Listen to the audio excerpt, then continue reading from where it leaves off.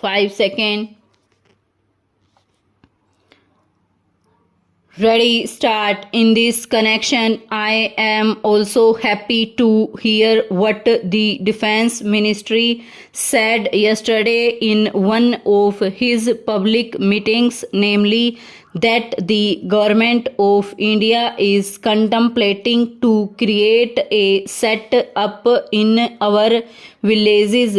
wherein our panchayats will be functioning more or less on the lines of parliament. Unfortunately, he did not elaborate that point further, and the press has not thrown any more light on what that exactly means. But if it means that the panchayats will be in charge of the resources that are available in the villages, that they will be in a position to determine how best the productive efforts in the villages are to be directed, and in what direction determine what targets are to be achieved, and when the production is there and there is a surplus to be exchanged with other centers in the country, that the panchayats will have their say in the matter on what terms this surplus will be exchanged with other centers in the country. Then I think a very valuable step forward in the direction of building our economy on a decentralized basis will have been taken. Stanza.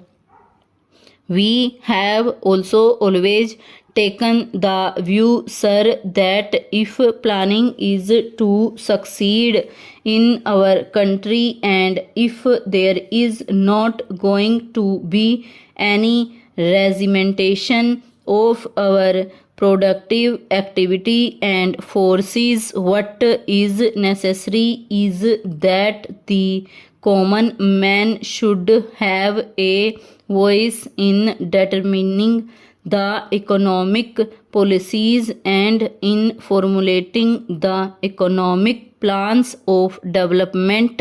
and should have also his say in determining on what terms a village or a group or an industry should be working for the development of economy as a whole. In other words, some amount of competition, some amount of bargaining powers is to be generated in the lowest strata of our society and in the lowest rung of our economy, so that with the help of that bargaining power, under the overall influence and policy of the planning commission, it may be possible for us to develop our economy in a manner which satisfies both the interests and the requirements of the nation as well as the aspirations of the people. When people feel that they also have their say to the formulation of policy and programs, and that such policies and programs are not something which is